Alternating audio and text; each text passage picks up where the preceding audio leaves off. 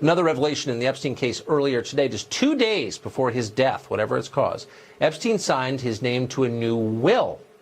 Judge Jeanine Pirro hosts, of course, Justice with Judge Jeanine every Saturday night right here on Fox. She's the author of the brand new book, Radicals, Resistance, and Revenge, and we are proud to have her on our show tonight. Judge, thanks a lot for coming on. Good to see you, Tucker. You've been involved personally in cases where there's a dispute over whether it was a murder or suicide.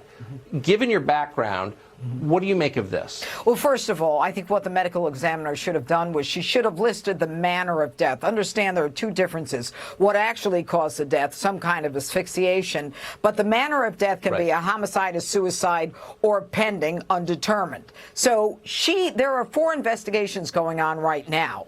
Her rush to judgment as to decide that this was a suicide makes no sense. We don't know why the cameras weren't working, why everybody was asleep, why they lied. The FBI, the DOJ, the Inspector General, Bureau of Prisons, everybody's doing an investigation. And where it's capable of being one of 2 ways, you've got to give me the additional dots that cause me to believe it's one way versus another. And by the way, Tucker, I have tried cases that were listed as suicides, and I've gotten a homicide conviction. So they weren't suicides, they were intentional murders.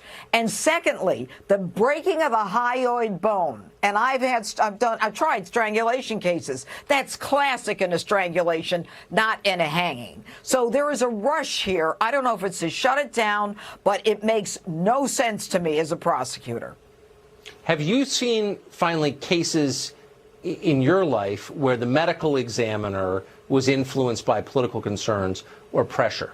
Absolutely. Look, everybody's human. Everybody can be influenced, all right? There are very few people. Yeah. Look at Washington. Look at our government. We're finding out things we don't want to know, Tucker. So the same thing happens in the criminal justice system. But here's the saving grace. When we get all the facts, we can decide what happened. People say, oh, he tried to kill himself. He definitely committed suicide. That's not true, because he said that Nicholas Tartaglione, the cop in the cell originally, when they say he tried to kill himself, beat the hell out of him. I know that probably is true because I knew Nicholas Tartaglione. He was a cop when I was a DA in Westchester. Would it be like him to slap this guy around? Without a doubt. That's number one. And number 2, the fact that he was very upbeat with his attorneys, said, I'll see you Sunday. All these facts need to be looked into to decide whether or not it is a homicide versus a suicide. And to just 1, 2, 3 before the toxicology is even back on the microscopic tissues makes no sense to me as a litigator who's tried homicide cases.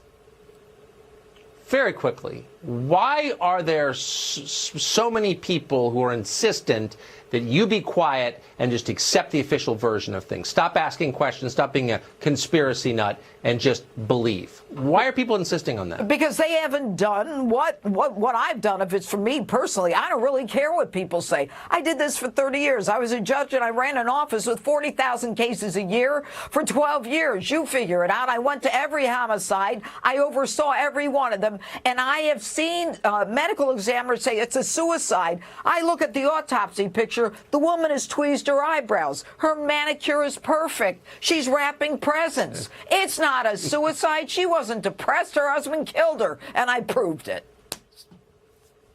The best. Judge Jeanine, great to see you tonight. Thank you.